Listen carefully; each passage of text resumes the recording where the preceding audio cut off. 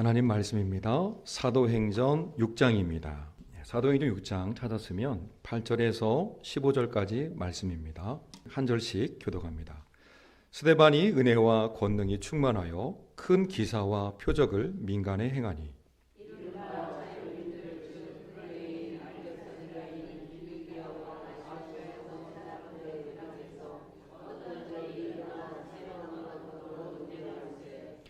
스데반이 지혜와 성령으로 말함을 그들이 능히 당하지 못하여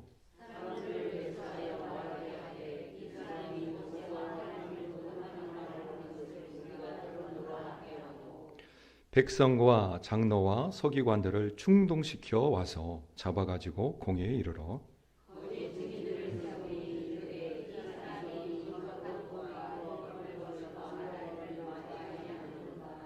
그의 말에 이 나사렛 예수가 이곳을 헐고 또 모세가 우리에게 전하여 준 규례를 고치겠다 함을 우리가 들었노라 하거늘 앉은 사람들이 다 스데반을 주목하여 보니 그 얼굴이 천사의 얼굴과 같더라. 아멘.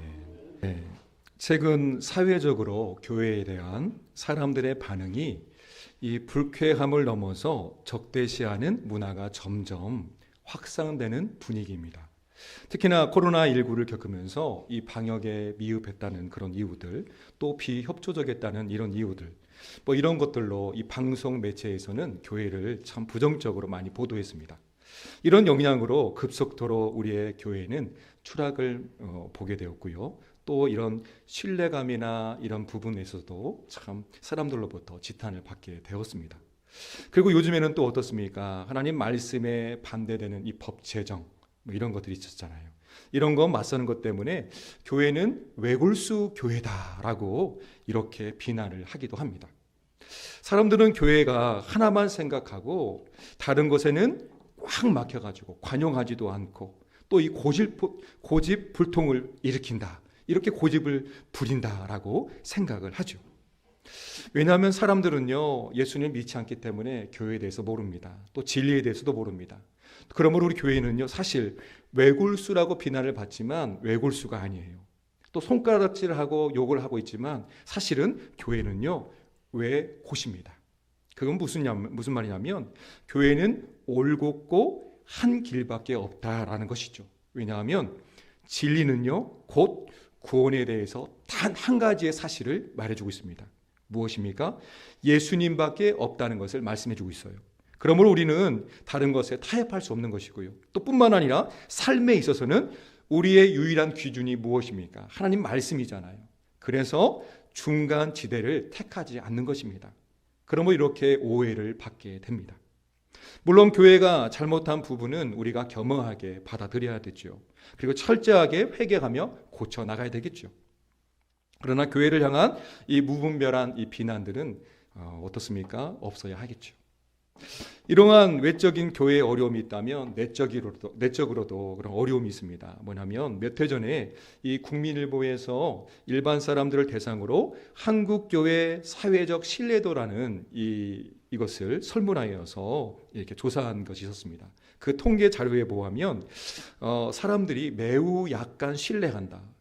좀 말이 좀 어려웠지만 쉽게 말하면 교회를 불신한다는 말이겠죠. 교회를 불신한다는 응답이 약 한 18%라고 하는데 이것은 예전에 보면 많은 퍼센트로 올라갔다라는 거예요. 그만큼 사람들이 교회에 대해서 이렇게 신뢰하지 않고 있음을 말해주고 있는 것입니다. 근데 여기서요, 이건 당연한 것이겠지만 좀 특이점이 있습니다. 뭐냐면 사람들을 그렇다 치더라도 성도들, 교회 다니는 성도들의 의식도 바뀌었다고 그래요. 어떻게 바뀌었냐면 교회를 다닌다 하지만 자신도 교회에 대해서, 교회를 향해서 좀 뭐가 좀 문제가 있고 불신하는 그런 마음이 있다는 거예요.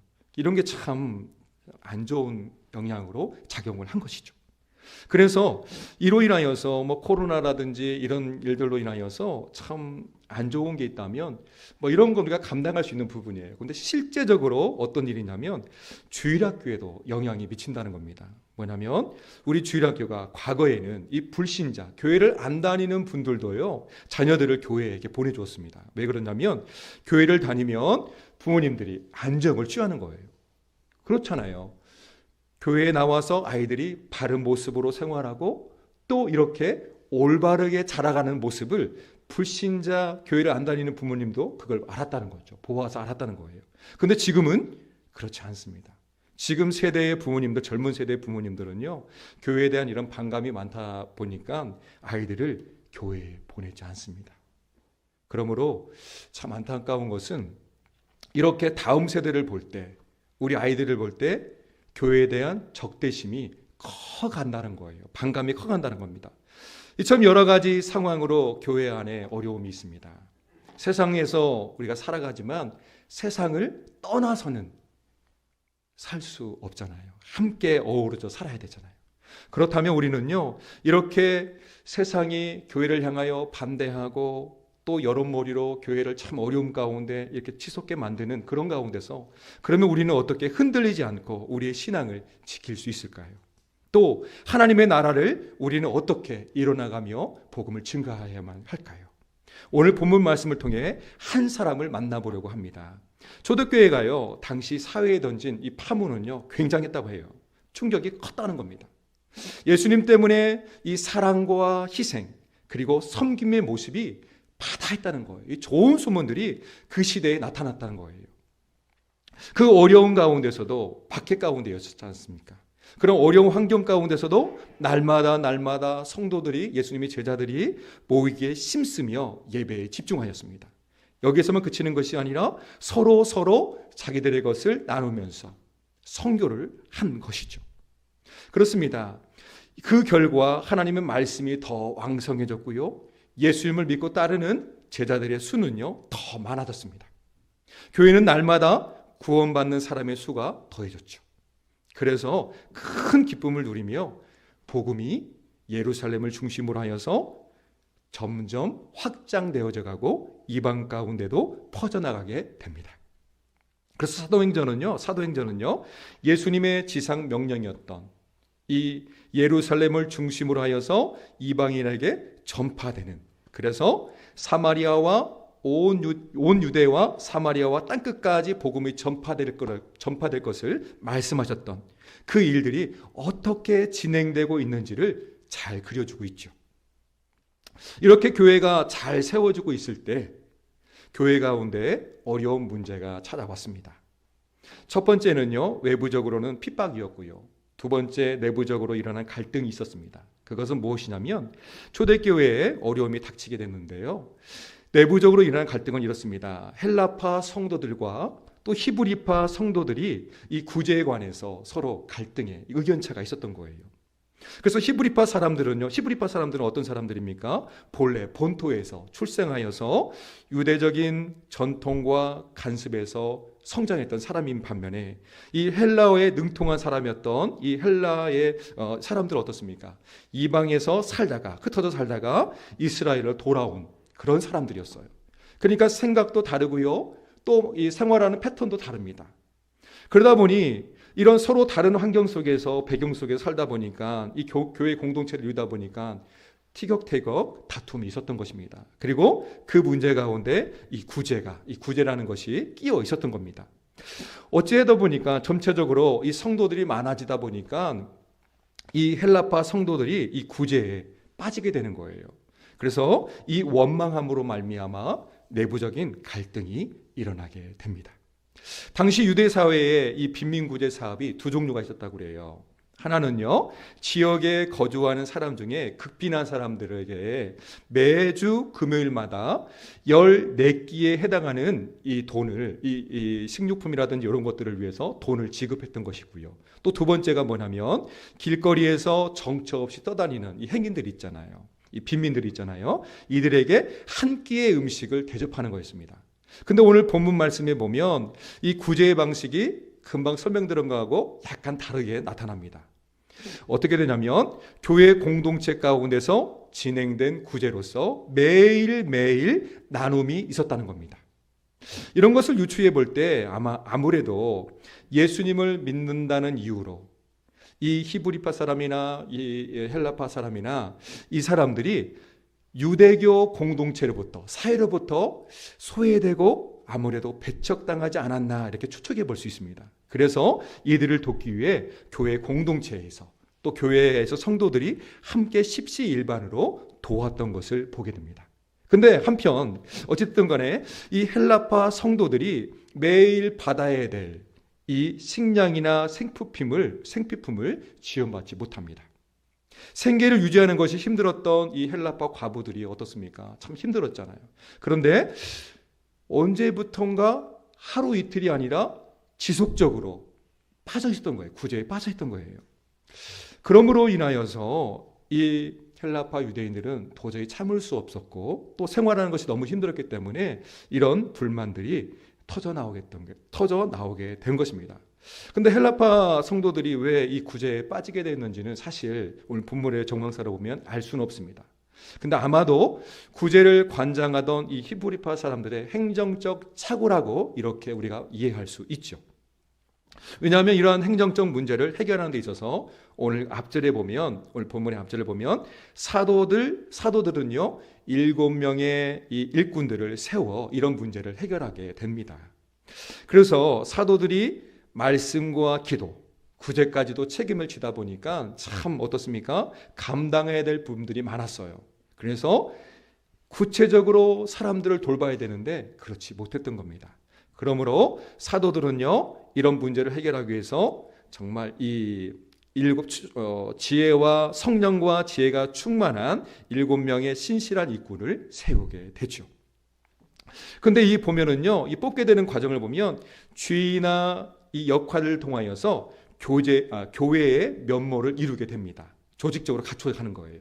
근데 이게 중요한 것은 뭐냐면 이제 하나님 말씀이 예수님 말씀처럼 만방을 향하여서 땅끝까지 향하여서 이제 향해 나가는 전초 기지가 된다는 겁니다. 그러므로 우리가 여기에서 중요한 것은 교회의 조직적인 것이 때로는 이게 뭐가 중요한가? 이런 행정 절차가 뭐가 중요한가? 이렇게 생각할 수 있잖아요. 근데 오늘 말씀에 비춰보면 이런 모든 조직과 절차, 기관이 매우 소중함을 우리가 알 수 있죠. 그렇습니다. 오늘 본문에서 살펴볼 주인공이 한 명 있습니다. 바로 성령과 지혜가 충만하여 칭찬받는 사람들 중에 누구일까요? 스데반입니다. 그렇습니다. 맞습니다. 그 이름의 의미는 무엇이냐면 이런 뜻이 있다고 합니다. 면류관이라는 뜻이 있다고 그래요. 정말 하나님 앞에서 얼마나 면류관이 있는지 이 이름에서도 분명하게 기록하고 있네요. 그렇습니다. 스데반은요 등장할 때부터 마치 칭찬받는 사람으로 이렇게 기록되고 있습니다. 오늘 본문 8절을 같이 한번 읽어볼까요? 8절입니다. 시작.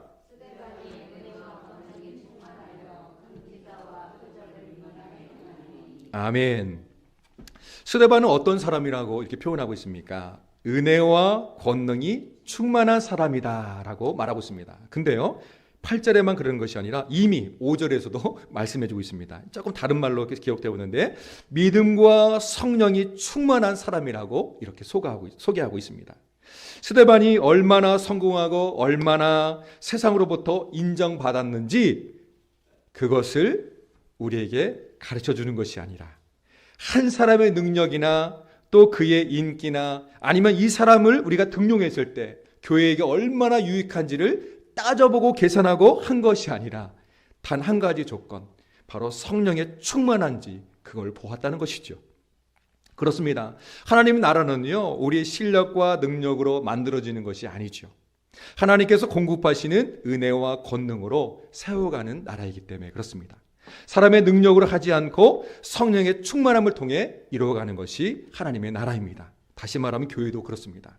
때론 우리의 생각과 계산으로 교회 일을 하려고 할 때 그렇습니다. 어려움이 다가올 수도 있어요. 하지만 우리가 믿음 안에서 그것을 이뤄나가고 합심하여 나갈 때 그 어려운 부분들을 이뤄나갈 수 있죠. 이게 중요한 것입니다. 사도행전 2장에서 보면 이와 같은 사실을 우리에게 분명하게 또한 성령이 충만할 것을 말씀해 주고 있는데요. 바로 어떤 사건이었습니까? 오순절 성령의 역사를 그리고 있습니다. 이미 요엘 선지자를 통해 약속하신 바였죠.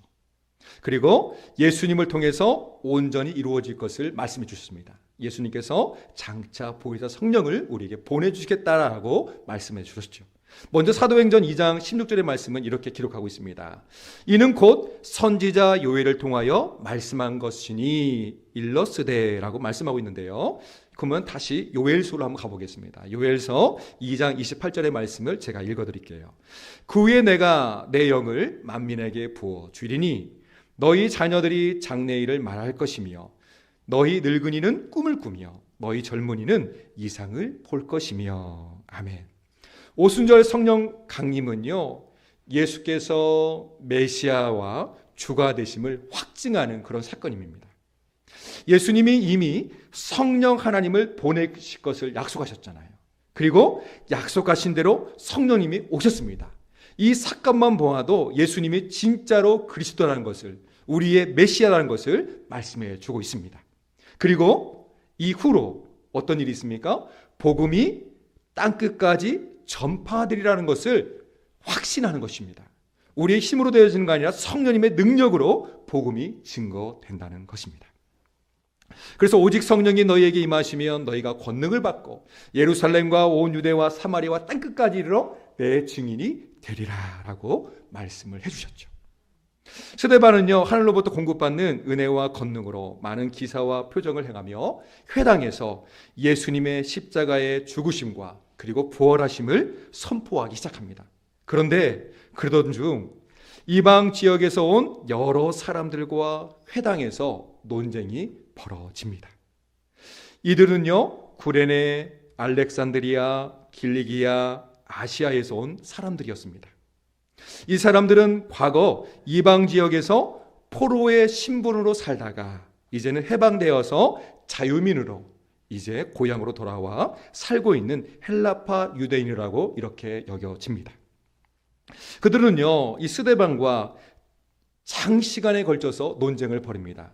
그들은요, 헬라의 사상과 철학으로 무장된 사람들이었습니다. 그래서 자신들이 습득한 지식을 바탕으로 장시간에 걸쳐서 그리고 매우 격렬하게 스데반과 논쟁을 벌이게 됩니다. 그런데 논쟁의 결과는 어땠을까요? 우리 10절 말씀을 같이 읽어볼까요? 10절입니다. 같이 읽습니다.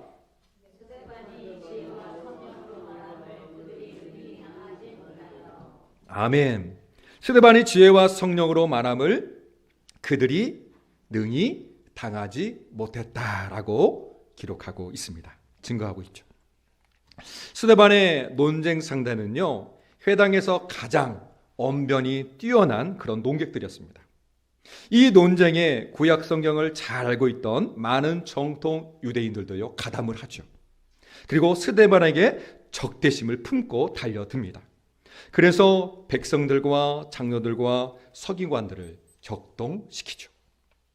그런데도 그들은요, 스데반을 당해내지 못합니다. 왜일까요? 그렇습니다. 오늘 말씀처럼 스데반이 사람의 말과 지혜로 하지 않고 성령과 지혜로 말하고 있음을 말해줍니다. 성경은요, 반복적으로 스데반의 사역 근거가 무엇인지를 우리에게 알려주고 있습니다. 성경은요, 스데반의 인간적인 능력이 탁월하고 뛰어나서 그렇게 우리에게 알려주지 않습니다. 다만 성령과 지혜가 충만했다고 우리에게 알려주죠. 세상의 교훈, 철학, 이념, 사람의 타고난 이 언변, 이런 것이 사람을 변화시키는 것이 아니라 하나님 나라가 확장되는 것이 아니라 오직 성령의 충만임을 우리에게 알려주고 있습니다. 지혜와 성령으로 가득 찬 스데반을 그 누구도 당해낼 재간이 없었다라고 말해주고 있습니다. 그래서 이들은요, 스데반의 안티 세력이 됩니다. 당하지 못하여에서 이 당하지라는 이 원어적인 뜻을 살펴보면 이 대항하여 서다라는 뜻으로 우리가 이해할 수가 있는데요. 여기에서 안티라는 말이 나옵니다. 이게 헬라어의 말인데요. 여기서 안티라는 말이 그래서 영어의 이제 말이 유래가 되게 되는데요. 안티. 바로 스데반을 대항하여서 선 사람들이었습니다. 스데반과 논쟁을 벌이고 반대하던 이 안티들은요, 어땠습니까? 이 안티들은요, 이 사람들은요, 사람들을 매수합니다. 무엇으로요? 돈으로요. 당시에 돈이 다 지배하는 세계지 않습니까? 그래서 돈으로 사람들을 매수하여서 거짓 소문으로 여론몰이를 해 나갑니다. 그래서 스데반이 모세와 하나님을 모독하고 다닌다라고 거짓 죄목을 씌워버립니다. 결국 스데반은 체포되어서 산헤드린 최고 법정에 서게 됩니다. 우리 12절과 13절 말씀 같이 읽어볼까요? 12절 13절입니다. 백성과 장로와 서기관들을 충동시켜 와서 잡아가지고 공회에 이르러 거짓 증인들을 세우니 이르되 이 사람이 이 거룩한 곳과 율법을 거슬러. 아멘. 법정 앞에 선 스데반의 죄목은요, 크게 두 가지였습니다. 첫째는요, 성전 모독죄였습니다. 이 말씀을 들으니까 갑자기 떠오르잖아요. 누가 떠오르십니까? 바로 예수님이었습니다. 예수님을 올가매어서 사형을 언도했던 이 사람들의 그 형태가 이 스데반에게도 그대로 이루어집니다. 사실 스데반도요, 우리 본문에 읽지 않았지만 이제 후에 내용을 보면 예수님 말씀하셨던 너희가 이 성전을 헐라 내가 사흘 동안에 일으키리라 이 말씀을 그대로 믿고 이렇게 전하였습니다. 사실 예수님이 이렇게 말씀하신 것은요, 이 눈에 보이는 물리적인 성전을 말씀하신 것이 아니라 다시 세우실, 예수님께서 직접 세우실 그 성전, 곧 우리잖아요. 예수님이 우리 안에 계시고 성령 우리 안에 계시기 때문에 성전이 되잖아요. 이 성전을 일으켜서 말씀하신 건데 이 스데반도요, 그 말씀을 믿고 그대로 전하였습니다. 근데 그것이 유대인들의 올무가 되었고요, 또 유대인들은요 이 말을 곡해하였습니다. 또 두 번째 제목은 뭐냐면 모세가 전한 율법과 규례를 어땠습니까? 고치려 한다고 이렇게 죄명을 씌웠습니다. 당시에 이 율법은 유대인들이 숭배하는 그런 대상이었잖아요. 성전도 숭배하는 그런 대상이었고 율법도 마찬가지였습니다.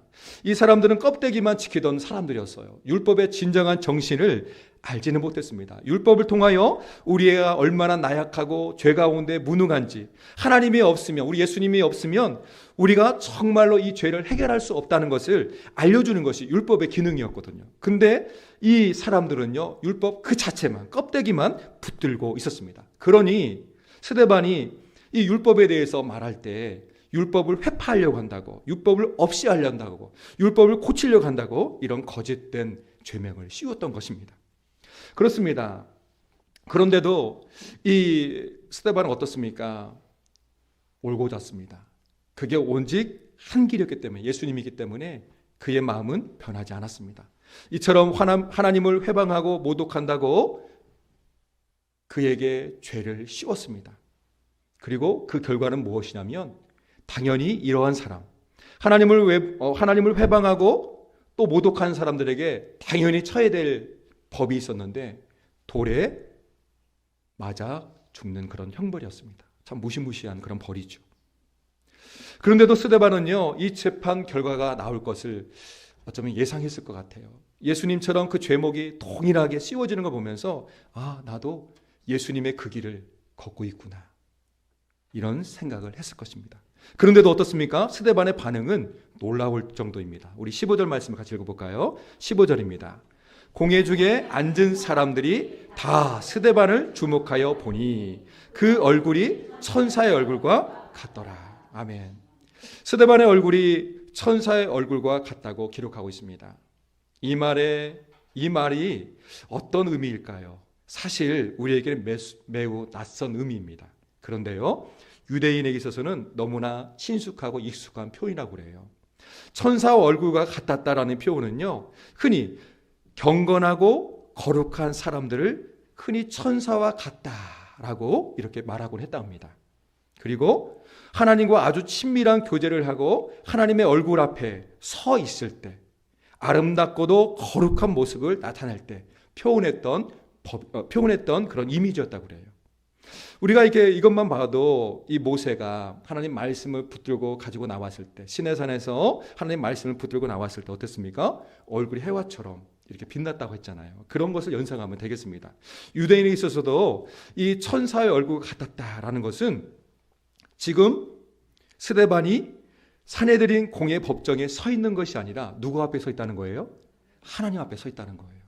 이것을 우리에게 시사하고 있는 겁니다.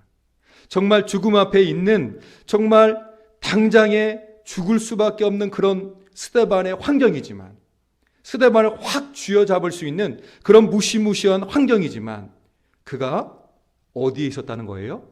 하나님 앞에 있었다는 거예요. 이게 놀라운 은혜의 사실인 것입니다. 그렇습니다. 우리는요, 때로는 오늘 말씀에 정말 제가 오늘 말씀 제목은 천사의 얼굴과 같다라는 제목이잖아요. 이 의미가 무엇이겠습니까? 우리가 세상을 살면서 많은 어려움들이 있고요. 또 우리에게 도전해 오는 일들이 참 많이 있습니다. 그런데 우리는 어떻습니까? 우리 얼굴이 붉어지잖아요. 그 말은 무엇입니까? 가만히 안 있다는 거예요. 어떻게 해서든지 내가 반응을 한다는 거예요. 그 반응은 무엇입니까? 안 좋은 반응이겠죠. 나를 해하려고 하고 나를 공교하게 나를 모함하는 사람들에게 똑같이 대해주고 싶은 것이 우리의 마음이라는 것이죠.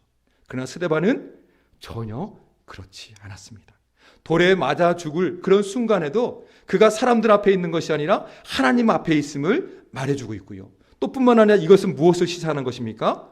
우리가 이 땅을 향하여서 어떤 모습으로 살아가야 되는지를 말해주고 있습니다. 그건 무엇이냐면 우리가 복음을 위하여 또 사람들을 향하여 우리가 어떤 마음을 품어야 되는지를 알려주고 있죠. 그렇습니다. 힘의 철학 아래 우리가 살아가고 있습니다. 그리고 세상의 여러 가지 법들이 우리 교회를 회파하려고 하는 그런 일들도 참 많이 있습니다. 그런데 우리는 어떻습니까? 그런 것에 휘말리지 않고 스데반처럼 하나님 나라의 백성임을 꿋꿋하게 올곧게 가지고 살아야 합니다. 그리고 주의 복음을 전파해야 하죠. 구원의 진리를 이길 지혜는요, 이 세상에 아무것도 없다고 말하고 있습니다. 은혜와 권능으로 충만한 스데반과 논쟁을 벌였던 상대는요, 가장 언변이 뛰어난 그런 사람들이었습니다.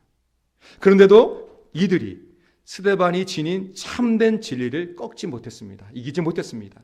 왜냐하면 세상의 철학과 종교는요, 하나님으로부터 온 것이 절대 아니기 때문에 그렇습니다. 예수님밖에는요, 참된 구원이 없습니다. 믿음으로 스데반은요, 세상의 거친 파도 앞에서도 요동하지 않았습니다. 이런 믿음을 지닌 스데반을 하나님께서 친히 변호해 주셨고요, 인도해 주셨습니다. 그리고 대적하던 사람들 앞에서 스데반을 천사의 얼굴처럼 보이도록 만드셨습니다. 그렇다면 스데반은 순교하지 않고 그 위기에서 빠져나와 건짐을 받았어야 하는데